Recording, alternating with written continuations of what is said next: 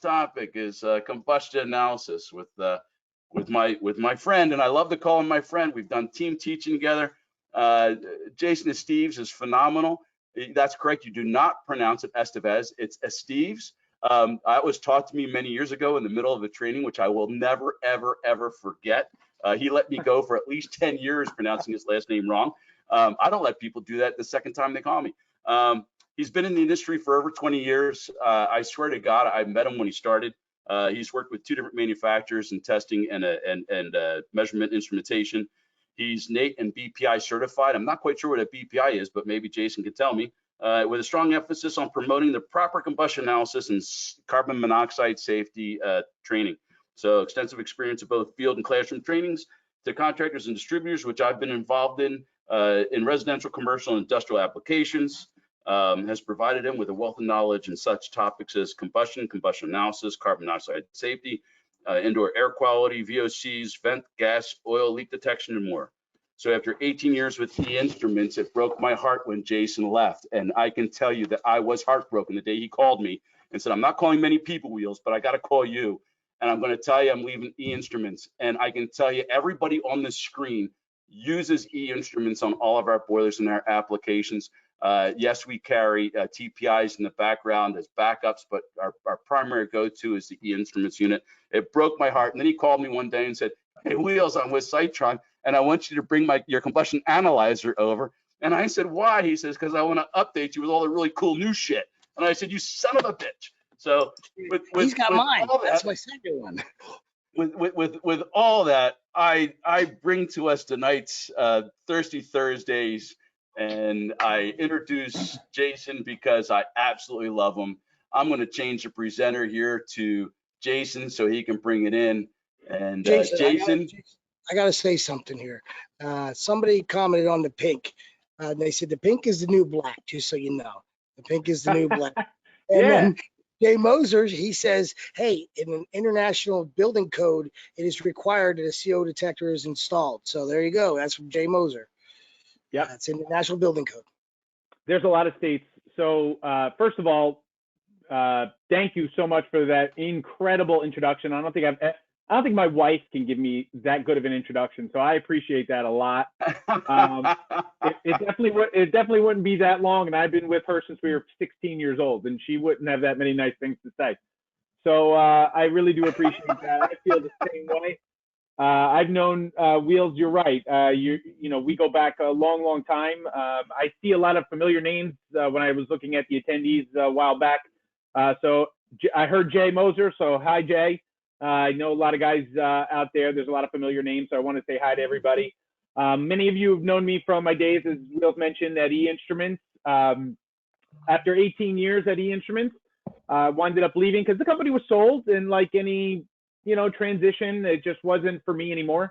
So I thought I'd go into something else, and COVID was just about hitting, so I decided to leave and spend some time at home. And Cytron, who I work for now, and some of you already know, they were the actual manufacturer for all those years of the E Instruments model. So if you have an E Instruments combustion analyzer, you open it up, it says Cytron inside. We were actually a private labeling company for them for many, many years.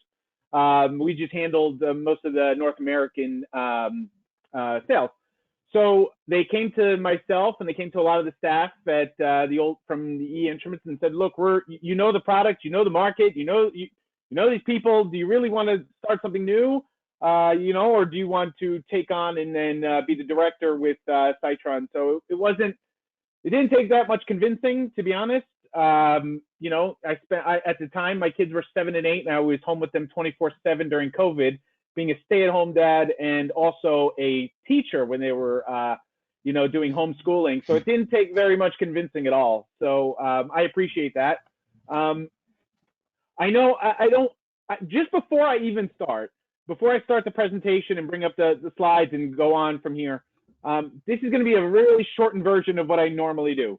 Normally, it's hard for me to cram. If anybody's interested, I'd be more than happy to visit with you, come out and do trainings with your techs, with yourself at any supply house, or I come out to you directly, or we can do it virtually or at the shop. Just tell me where we go all over the country.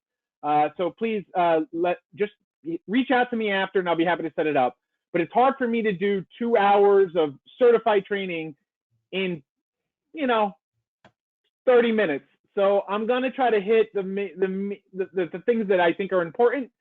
And I apologize ahead of time. I won't be able to hit everything, but I got to be honest with you. If I was doing this for my whole class, all you'd be drunk and be passing, be out of the class anyway. So Jason, I have to interrupt you.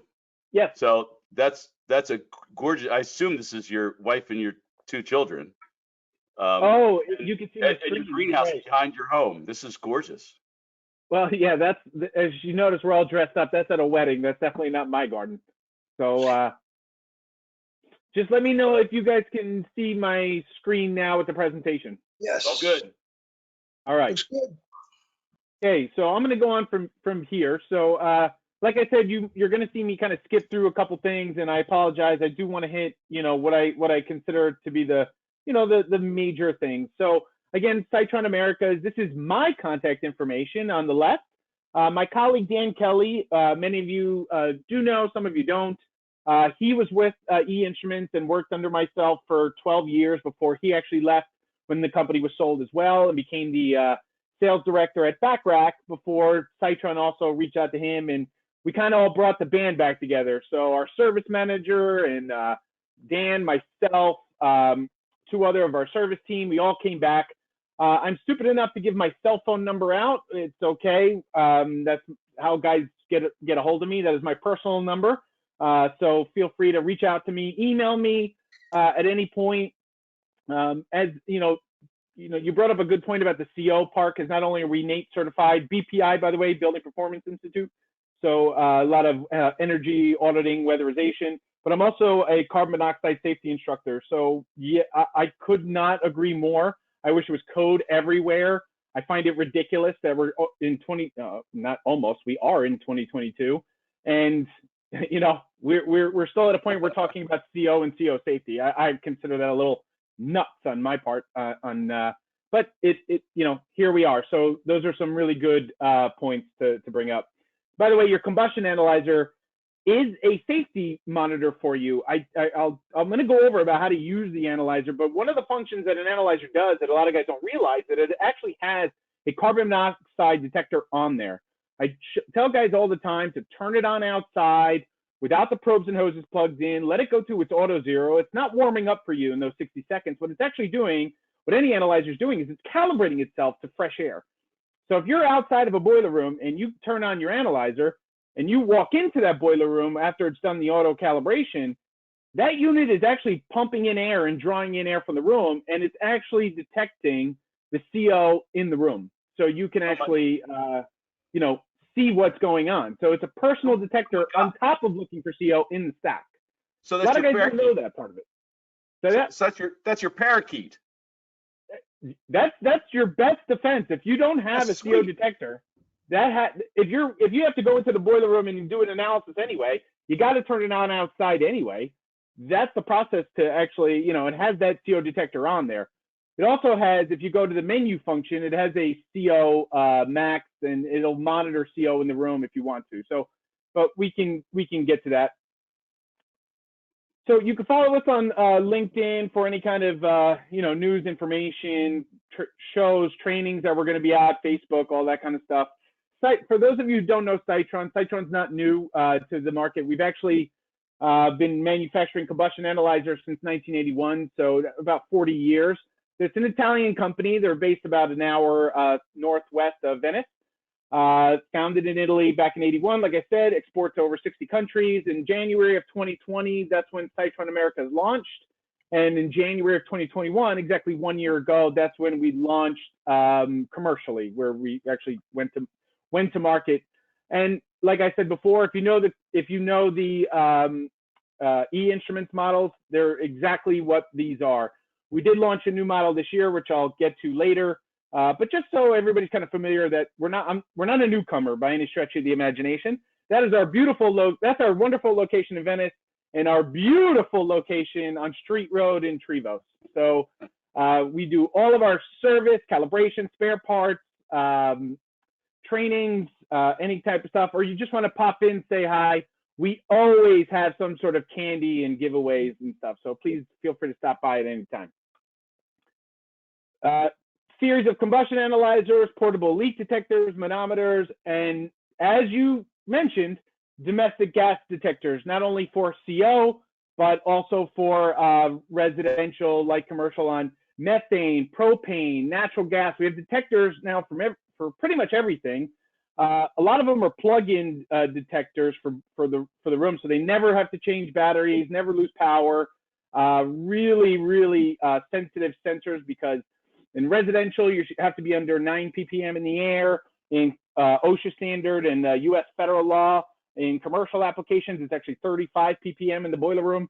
So there's a lot of little things that we do. And by the way, Steve and I didn't ask him, and he didn't tell me that one of his tech points tonight was going to be CO detection. That I can tell you. It's just something else that we actually do. What and you mentioned those also sense gas, right? They do. I have 3 different versions. One for natural gas, which is actually methane. So if it's a methane detector, that's what it is. One for propane and one for CO by itself. So that's becoming code, to have gas detectors besides CO detectors in boiler rooms in a lot of areas.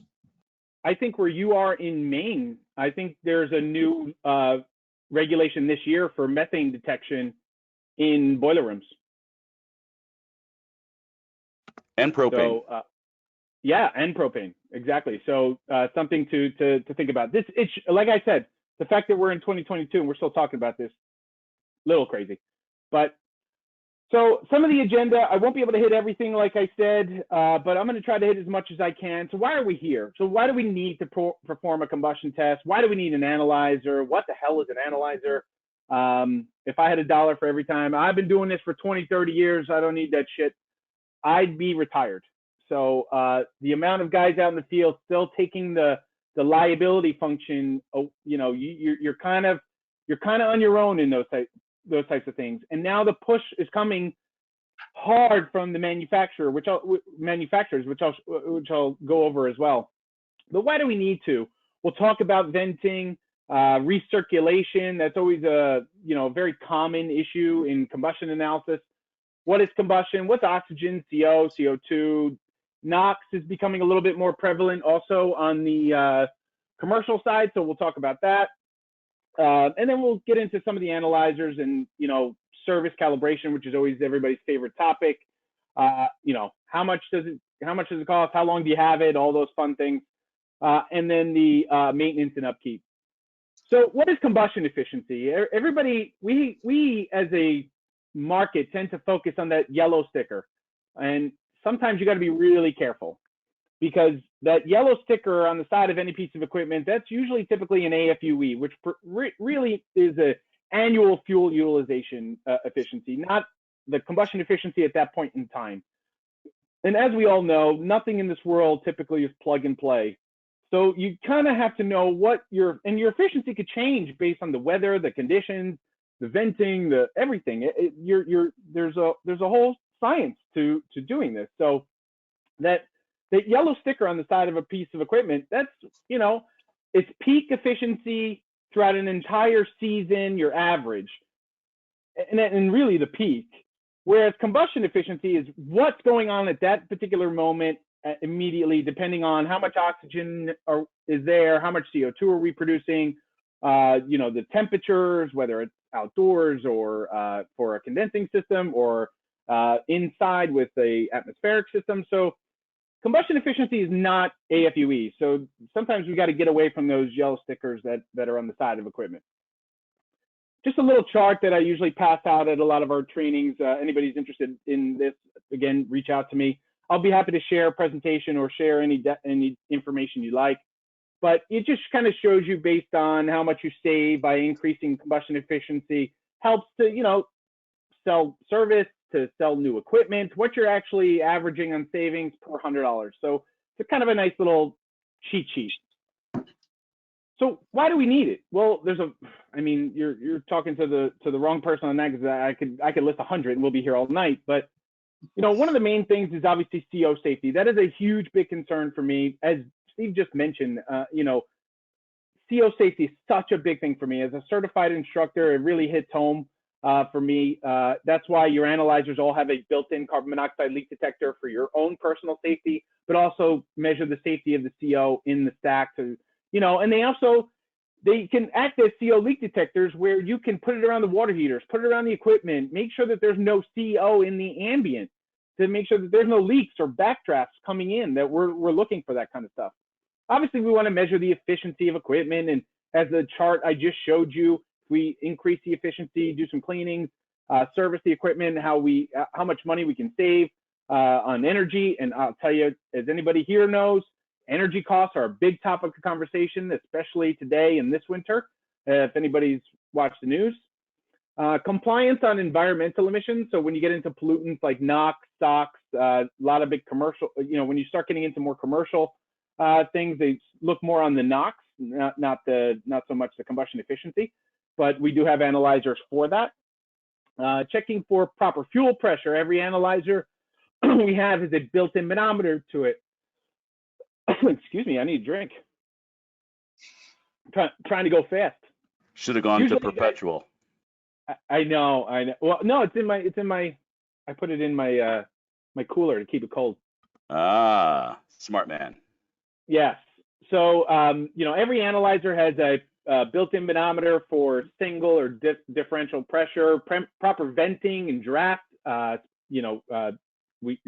It's a real diagnostic tool. On furnaces, 2 seconds watching oxygen, I can actually check for a cracked heat exchanger without really having to take a look at a lot of things. Maintaining the equipment warranty. A lot of manufacturers now are moving to a point where if you want the warranty on the equipment or the extended warranty, they want the setup analysis data.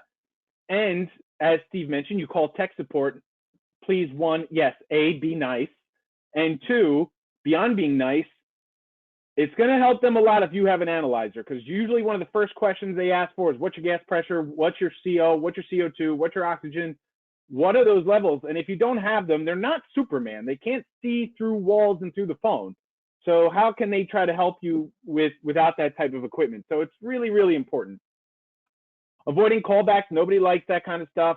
But one of the big components that everybody should know is liability, man. Liability is a big one. You touch it, you own it. Congratulations. That is the world we live in, right? So what an analyzer does is make sure that it covers your ass for liability. That's really, really what you're doing too. You want to be able to sleep at night. You want to be able to do the job professionally and properly. You want to be able to do it as per the manufacturer's settings and steps, but also to limit your liability. So God forbid some other person comes in after you, touches it, a homeowner, a technician at a commercial site. That shit never happens, right? But you want to limit your liability. Here's an example of a particular manufacturer that is hosting here tonight of their actual manual, just one of their manuals. And you'll see right here where it tells you where the pressure test ports are, where you're taking your combustion analysis, what to do, what the reading should be for CO2, for CO, yes, low and high fire. That would be nice. So everybody's giving you this information now. And that's why you have to be really careful and make sure you know what's going on. Here's another particular manufacturer, same kind of thing. I'm just trying to show you what's out there and what's actually happening in the market, what's driving this. This is another particular brand, so don't worry about it. There's nobody here. But these are recalls. And every year, this slide of my presentation changes because we had, if you see here, this was last year, last July, 63,000 units were recalled due to carbon monoxide poisonings and deaths and hazards. So, and think about how many boilers were being put in without being properly tested and set up. I'm sure nobody in this room has ever walked into a boiler room and said, who the fuck vented this or who installed this? Yeah, exactly. We do all the time. And what an analyzer does is help you to limit those types of things. So what's combustion? Well, that's a loaded question, and I'm not going to answer it in the next 15 to 20 minutes, but it's pretty much a mixture of fuel, oxygen, spark it with ignition, and there's your chemical process. The real thing that you have to understand is when we think about combustion, we think about this byproduct. we think about fuel and air mixing together and burning. Yeah, you're totally right, but you're not looking at the smaller kind of fine print of what is actually happening. And what an analyzer does is it actually measures the byproducts of combustion, the things being produced, and it gives you those readings, things like CO, and it produces water. That's why you have a water trap in an analyzer. CO2, oxygen, temperatures, NOx, those are all the byproducts. That's what an analyzer is looking for. But when you're bringing in fuel, whether it's natural gas, propane, oil, coal, wood, biofuels, whatever the case may be, to burn, you actually need oxygen. And if, oxygen is not air, it's a part of air. But if you think about what air is, and we're going to go back to like 6th grade chemistry here for a second, and I know it's 6th grade because my wife teaches 6th grade science. So she actually asked me all the time, do you really teach this to guys? I go, yes, every day. This is how I pay the mortgage. But this is really what air is. If you look at that, nitrogen, oxygen, argon, CO2, and some others. But anybody who's ever owned an analyzer, and if we're in a classroom setting, I would say, well, how much oxygen is in air? And nobody ever answers, nobody ever, puts their hand up. And I say, well, when you turn your analyzer on, what does the oxygen say? Well, 20.9. Yeah, because that's how much oxygen we have in air, 20.9. Think about that for a second. Take a breath. You have less than a quarter of oxygen in that breath that you took. 78% of air is actually nitrogen. This is why, even though you think you might have everything perfect in combustion, there is no such thing as perfect combustion, because we don't have 100% of oxygen, or else none of us would be here, right? You put in a boiler, furnace, it's 100% efficient. What do we need service for? What do we need new equipment for? It doesn't work that way. So, and that's where those byproducts come in, and that's how we measure how this mixture is being done. Because to burn efficiently, we need oxygen. By the way, because you have 78% of nitrogen, that's where you start getting into NOx. The hotter the equipment is burning, the hotter the temperatures are, the more NOx we create, because you have 78.08% of nitrogen coming in as primary air. Well, nitrogen just doesn't disappear. So it produces what we call NOx. And when we get to cross-contamination, that's going to be a big component, because NOx is the only byproduct of combustion that is super, super acidic. And that's what, you ever seen PVC go from white to like a brown or become brittle? Oxygen is colorless and odorless.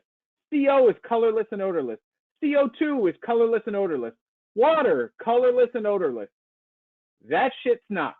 That is that acidic gas. Same way like your car. If you take your car in for an emissions test, they don't care how much energy you're producing. They care what you're emitting into the air, because it's acidic. And that's what it changes the PVC and damages equipment. And besides carbon monoxide, NOx is another issue that, you start getting into that more on the commercial side, but residential too. So 3 different types of combustion: stoichiometric, perfect combustion. That's where you're burning all the fuels. We know that's not possible. That leaves us with 2 different types of combustion: complete and good. That's the best fuel to air mixture. And if you guys ever bring me out to a class, you're going to hear me say the dance analogy a lot. We're going to go to the prom, we're going to go to a dance, we're going to talk about how the oxygen and the COs and the CO2s all meet up in the gym and create beautiful families called good combustion. And then there's going to be the incomplete combustions, which are the knuckleheads. You're going to hear me go over that a lot when we have a little bit more time to go through that. But incomplete combustion, unfortunately, is when we're producing CO, high levels of CO and oil. You're going to see soot and smoke. We're going to lower the equipment efficiency. We don't have the right air supply. We got too many elbows. We got all types of stuff that become problematic. Where in good combustion, which is why you use an analyzer, you're trying to get the best out of that dance, the best fuel to air mixture that we can, and leave as little of the carbon and hydrogen that are in the fuel, leave almost nothing unburned. Use up as much of that carbon, as much of that hydrogen, to use it up for heat and energy. This is just a perfect example where, I'm not going to go into this, but the molecules, here's a molecule of methane, CH4, that's 1 part carbon, 4 parts hydrogen. You have the perfect amount of oxygen. And in a perfect world, you would create CO2, water, and heat. That's it. That's all we would have if we had 100% efficiency. All the carbon and hydrogen split off that once it sparks and it ignites. The carbon and hydrogen break off each other, and they're looking for oxygen. This is the dance that I'm talking about. But in a perfect world, the hydrogen would meet up with oxygen to create water, and the carbon would meet up with oxygen to create CO2. But this isn't possible. This is what I see the most. So you have your gas supply, you have your oxygen, but maybe I don't have enough oxygen. So yeah, I'm going to produce some CO2, I'm going to produce some H2O and some heat, but I'm also going to produce things like carbon monoxide, soot, smoke, CH4. Well, holy shit, that's the gas supply. If we don't have the right mixture, or you're overpressurized the line, and we don't know, and I know every tech department, their favorite question is, what's your gas pressure? It's good. No, this ain't 1988 anymore. You need a manometer at a minimum, right? So that's a minimum measurement that they need in order to help you. And that's unfortunately still the most common occurrence that we see, especially in the US market. It's changing, and it's changing really well. When I started out 20 years ago, I was lucky if I got 2 guys in any of my classes. I'm doing them to full rooms, thousands of technicians a year, and it's become much, much more of a necessity instead of a luxury item. Plus, the prices have come down too. Compared to 20 years ago, it's a completely different story. As many of you probably have analyzers know. So how do we get good combustion? Introducing more oxygen. Remember, you only have 21%, so you need more of it.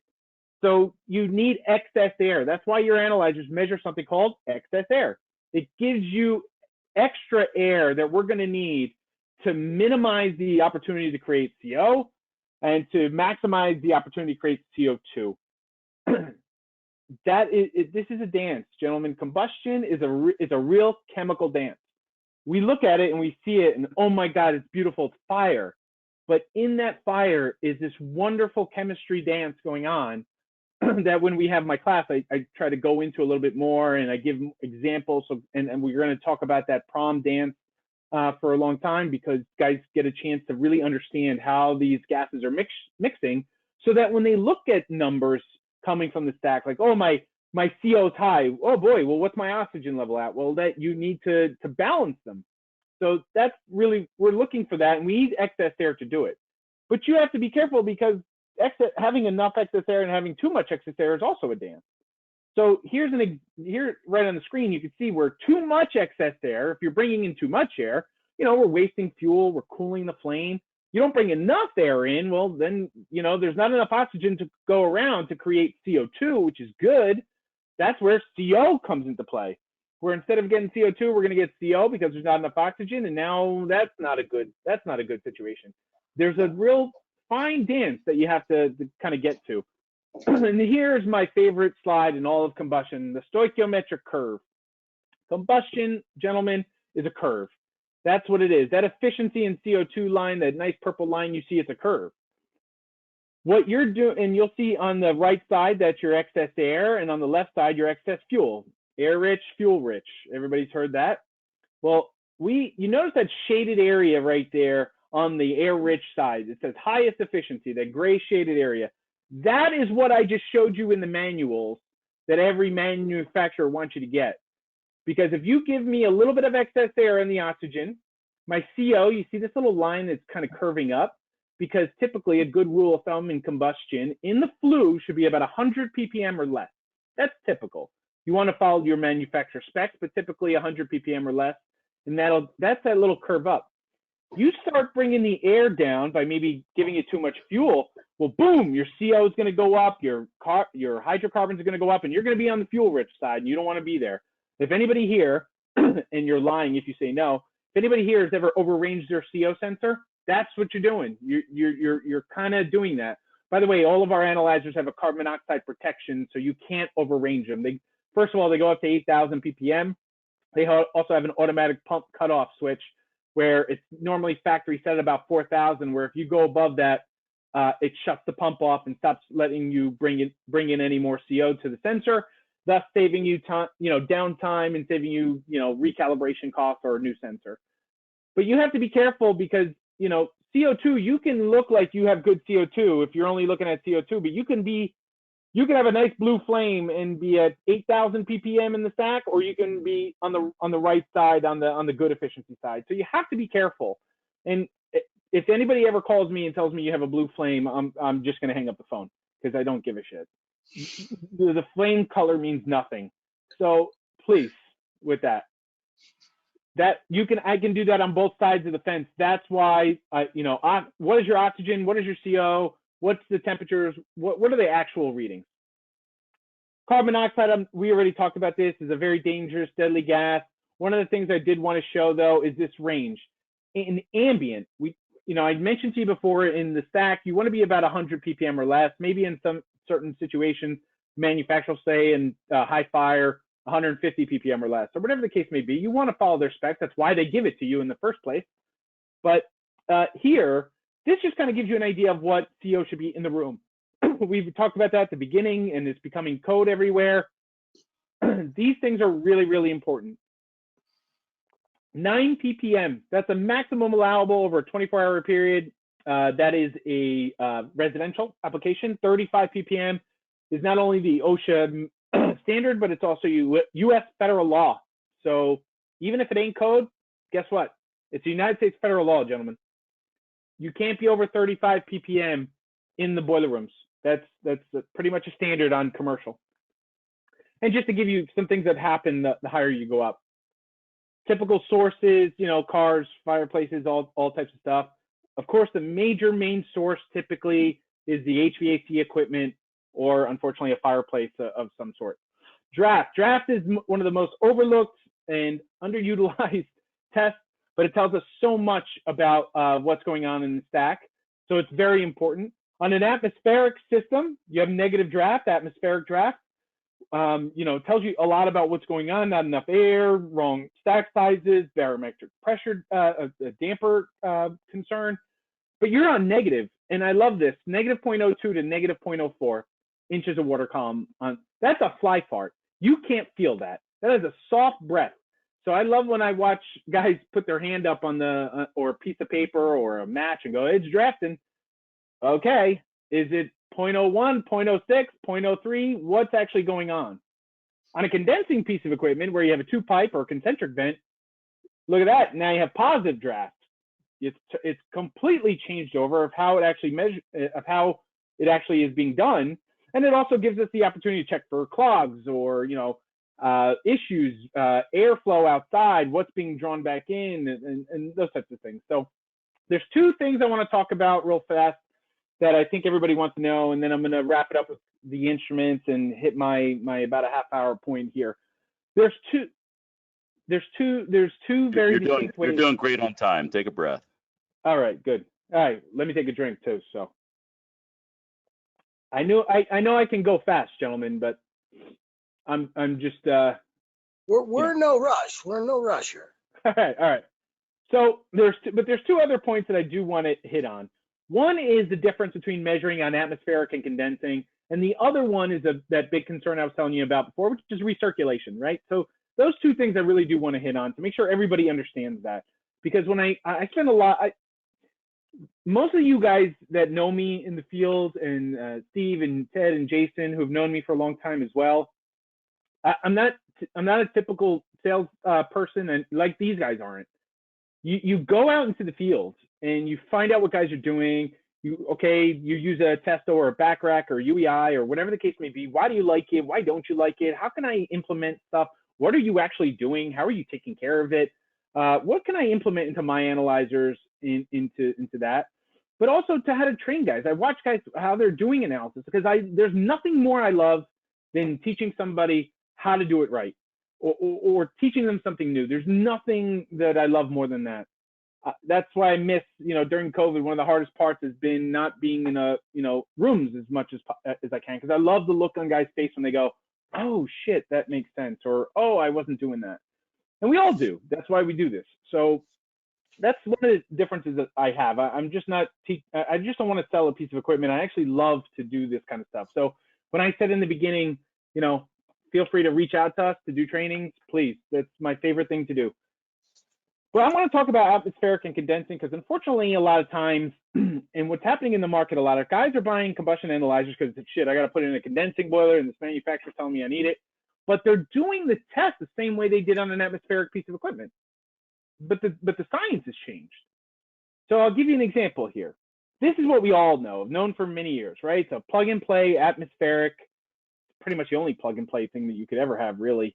You know, system, 80%er. I don't care if it's a furnace or a boiler or whatever, because the combustion to me is exactly the same. Every single analyzer under the sun takes 3 things into consideration to calculate how efficient that equipment is running. So when you look at that efficiency number, or when you give a customer an efficiency number, or whatever the case may be, right? You want to, how this works is what I'm about to show you. The first thing you do with your analyzer, besides turning it outside in fresh air without the probes or hoses plugged in, let it run for 60 seconds. By the way, if you do that, tell your techs or think about it yourself. Don't do it while the truck, you know, while you're standing behind the truck while it's running, or my personal favorite, when I watch guys with a cigarette while it's going through the auto zero. Not 2 real smart steps to do that. But after you do that and you walk into the basement or the boiler room, you're going to set the fuel, right? You're going to say, well, okay, I'm going to do natural gas and oil, propane, whatever. When the analyzer knows what fuel you're measuring, then you put the probe in the stack, and it actually always measures oxygen. There is no analyzer that is a direct CO2 measurement. CO2 is calculated, because remember the curve that I showed you? Why would I take that measurement if I can have CO2 on both sides of the curve? It makes no sense. What I need is oxygen. That's king. So if I get oxygen and I know the fuel, that's how your CO2 is calculated. That's how that gets done. The next thing you do, and I always ask this question in the class, is, okay, well, it starts with a T. What's the last thing? Temperature. What kind of temperature? Stack temperature. Yes and no. Yes, stack temperature is a part of it, but it's only one part of it. Delta T. If you guys have an analyzer, you know that if you look at it, it gives you 2 temperature measurements. Or 3 actually. It gives you 3 temperature measurements. Your stack temperature, your ambient air temperature, and your delta T. Because what it needs for efficiency is your stack temperature here. So I'll give an example, right? Atmospheric, say 300 degrees. Your room temperature, let's say 70 degrees, right? The room air, that's your primary air. 300 minus 70 is a delta T of 230. So your analyzer takes the type of fuel, sees the oxygen, calculates CO, takes these 2 temperatures, calculates delta T, takes all 3 of those, boom, here's your efficiency and here's your heat losses. That's how an analyzer works. Now let's do condensing, because life has changed. My problem is that I watch a lot of times where guys go in and do the exact same test we just did in an atmospheric system, meaning we put the probe in the stack and nothing else, right? So what happens is you set the fuel, that's the same. Measure your oxygen, okay, gives me CO2, that's good. But the problem is, if you're not taking into, well, here's an issue. Your primary air for combustion is coming from outside. It definitely isn't 70 degrees anymore, especially today, right? Where I am on the east coast of Philly, it's gonna snow tonight, so it's definitely not 70 degrees. So if I have an analyzer and I plug in my probe here and I measure and I don't even take this into consideration, well, your analyzer is going to measure 100 degrees in the stack, 70 degrees in a room, and that's going to give you a delta T of 30. But you have 20 degrees coming out there because for liability standards, again, that's where you are at that date and time. That's why your analyzer has a date and time. Is if I'm there today on January 6th and it's 20 degrees outside, you better take that measurement, because 20 degrees coming in minus 100 degrees going out is a delta T of 80. That math becomes pretty important. And if you don't take that into consideration, you could be off by a factor of 3. That's a big thing to understand. And if you see here, on the bottom right, you see a boiler set up with 2 pipe system. Above that, you see a concentric vent. You'll see where it says air intake and flue gas. They want you to. So all of our analyzers, by the way, have a secondary thermocouple, except for our small little entry-level 500 model. That one you can actually store the outdoor temperature on to make sure you do your calculations correctly. but all of our other analyzers actually have a secondary thermocouple. You can use my thermocouple. You could use your own type K thermocouple. It's a type K, nothing magical here. We want to make it as easy as possible to make sure guys use it. And it's a smart connection, which means that if you ever plug in to that secondary thermocouple, it automatically shuts off the ambient temperature sensor on the analyzer and starts taking it from that probe. So if you see here on the top right hand side, you'll see two probes in there. One taking your primary air temperature, and the other one taking your stack temperature for true delta T. Now, the other thing that why they put that secondary test port is not just for combustion efficiency. It's also for cross-contamination, recirculation, whatever you want to call it. That's where those byproducts of combustion, oxygen, CO, CO2, how about NOx? How about that acidic gas that's going up the stack? If that's not vented out properly and we get recirculation, which means that, you know, the gases that are flowing out are coming right back in, I'm not so concerned so much about the oxygen, the CO, the CO2. What I'm concerned about is that real acidic NOx gas coming back in, and that's what eats away at the igniters and the heat exchanger. That's an acidic gas. It's bad for the equipment, and we don't want to recirculate. That's why you have, you know, standards on venting. I mean, you go to a boiler class, I'm sure these guys will tell you a lot of the class is on venting, because what else can there, you know, there's a lot of other things for setup, but venting is a big major part of it. And what we're trying to avoid is cross-contamination. That's what we're trying to do. So an analyzer can really help you in doing this by taking a real simple test. Either before or after you do your test, if you want to test for cross-contamination, you see the air intake, know which pipe is coming in for fresh air, right? Take your analyzer, which you just calibrated outside, and you had 20.9% oxygen, you have 0 CO, you have 0 CO2, and you got fresh, clean air. That's what you just had outside. That's what you should be bringing in here. This isn't anything magic. If I put my probe, forget about the stack testing for a second, put the probe in the intake, you should be getting the exact same thing we saw outside. 20.9% oxygen, 0 CO, 0 CO2. That's simple, right? Think about it. Air coming in, that's what it should be. If I just turn this analyzer on outside and that's my air, that's what this should be. I should be able to put my mouth on there and breathe. But don't, but I'm just saying. And then lock into low fire and watch what happens. Hey, that's why we give labels in the packet, in the trim packages with the boxes. You have to put the label above the vent. This is an exhaust vent. You know, we have to do that. I know. Believe me, I know. Remind them, don't put your mouth on it. Yes, please. So what happens though is, let's say we're getting cross-contamination. Once I put the probe in here, what will happen was that you'll start to see the oxygen decrease from that 20.9. You're going to see the oxygen starting to come down, sometimes a little, sometimes a lot. And then you'll also notice things like CO and CO2 coming up. I should be 0. So if you're starting to get some CO and CO2 measurement readings and your oxygen's coming down, well, oh shit, your analyzer might not measure NOx, but that doesn't mean it's not coming in too. So that's how you actually take a real simple 2-minute test for cross-contamination, you know, using that. And then, by the way, I should have said this before, but if anybody has questions, I mean, pop in and I'll be happy to review or go over. Oh, we have some stacked up waiting for you. Yeah. Oh, okay. So why don't we start getting there? So this is a cracked heat exchanger on a furnace, where what you want to do there is allow the furnace to warm up. I can make sure everybody that gets an analyzer from us gets a cheat sheet with all this kind of stuff too, guys, just so everybody knows. We want to make sure that our guys are prepared with what the measurement should be and how to take tests. But pretty much what you're looking for in a cracked heat exchanger test is when the fan or blower kick on, we want to watch your excess air and your oxygen readings.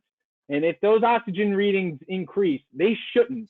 Well, what's happening is your oxygen, you know, there's a crack there and negative pressures being, you know, forcing the oxygen there, and your analyzer's picking up O2 when the blower kicks on. Operating procedure, turning the unit on outside, allowing that 60-second auto calibration. Use the analyzer as your ambient CO monitor when you walk into the room to make sure that you're getting safe ambient levels. When you're in the room, that's where you plug in the sampling probe and the thermocouple, set your fuel, locate your combustion test port, insert the probe midway through the stack to get your maximum amount of flow, wait for steady state, don't have the analyzer in at light off. That's how you're going to see that spike in CO. Check for your draft, check for your combustion. That's simple. These are kind of some of the cheat sheets that you'll get with an analyzer about where to test, things like this, where everybody gets a copy of the. I'm not going to go through each one of these, but now, Jason, yeah. Can any of the documentation be downloaded off your website at all? We used to do that, but we started noticing that our some of our competitors and stuff would just take it. So we don't do that on the website anymore. So if anybody, just reach out to me. You have my email, everybody. I'll go back to that in a second. Just email me and I'll pass these out. Great. I was going to say maybe we could just throw your email up again so they could see it. Yep, I'm almost done, so we'll do that. Just some commercial applications, where to test, and then everybody comes with. It also comes with these typical acceptable results: efficiency, O2, CO2, temperatures, draft, where you should be depending on the type of equipment. I'm going to skip through some of these guys. Sorry. I just want to talk about the service and things like that. We really do pride ourselves on service. Over the last year, we average 48 hours on turnaround time, which is unparalleled in the market. I know some guys here who have used us for service, so if you need somebody to talk to, I can probably hand out some names. We do have service contracts available if that's interesting to you, where it's a one-time annual charge and we take care of pretty much everything on the analyzer. We do training, all the calibrations. We don't have an answering service. Get that. We have live people. I'm dumb enough to give my cell phone away. I will answer the phone 24 hours, 7 days a week. Not 365, but close to it. But you have an analyzer and I can help. You don't, I really don't, I can't. That's just something I want to stress. But and then our analyzer. So we have a full range from residential to commercial. This is our new Novo product. We launched it in September for the seeding season. 7-inch touchscreen. You can have it with a printer built in. We're the only analyzer with a built-in printer. That's what made our name for us. Printer, no printer, CO overrange protection, 4-year long life sensor on the oxygen and the CO. Everything field replaceable. We have apps, Bluetooth, and QR code. One of the cool, unique features on the Novo for the first time is we have a one probe connection. So everything plugs into, it's just one probe. It does your draft, your gas, your temperatures all at once. And it is the only analyzer with a secondary manometer that you can do gas pressure simultaneously with your combustion. I'm happy. I want one. On some of our older models, like the 1500, which is very popular and most of you guys know. Oh, that's my favorite that's been our bread and butter, paid my mortgage for many years, but that one has a manometer to it too, built-in printer and all that, but you'd have to go into the manometer mode, whereas this one does both. You go in, you could use it as a personal manometer, or you can use it at the same time doing your combustion analysis. And then residential starter kit. And as you know, that one right there. No, Jason, that one right there. And the 1500, we both use them in our training center in New England. Matter of fact, Ted has the smaller unit right there that he had to borrow. I waved it around once. It'll be in the training next week. A little unit. That's right. It's called my pocket analyzer. It's so small. I go into the boiler room with it in my pocket, but it's got a QR code there where you could scan it to your phone or tablet. It does have an option for a wireless Bluetooth printer. O2CO. This one's also upgradable to NOx, which all of our units are if needed. But it's a really nice little kind of entry level for guys who aren't sure, don't want to spend the money, or just, we don't take anything out of them. Some of our competitors, the lower price you go, they take a lot of features out. We don't do that. Field replaceable, draft, pressure, all the same stuff. Any analyzer that's purchased, you get a free gas leak detector for, it was until the end of the year. We just extended it to March 1st. So free gas leak detector. And I'm not going to go through the basics here. So I'm going to go back to the main screen for a second with my contact info so everybody can have that. Yeah, because some of the stuff you go over in your 2-hour training is really helpful, Jason. So, you know, and some of that documentation, if you could share with the group, that would be really helpful to these guys. Yeah, and like I said, I mean, I just wanted to hit some of the real major basics. What combustion is, great job. right? So what are some of the major things? The cross-contamination, the high efficiency versus condensing, some of the analyzers that are out there. But when we get into our long class, I mean, that's where, and sometimes I say 2 hours. That's how long I talk. Sometimes with questions or with, we have really fun interactions. Sometimes it's been 3 hours and, you know, or longer. It depends on the class. So with that, I'm sure all of you can see my contact information again. Thank you so much. And now I'll try to do my best on any questions that anybody might have. Thanks for watching the video today. If you'd like to check out more videos, see the link below. Don't forget to like, share, and subscribe to our channel for all the future updates. And also check us out on Facebook, LinkedIn, and Instagram.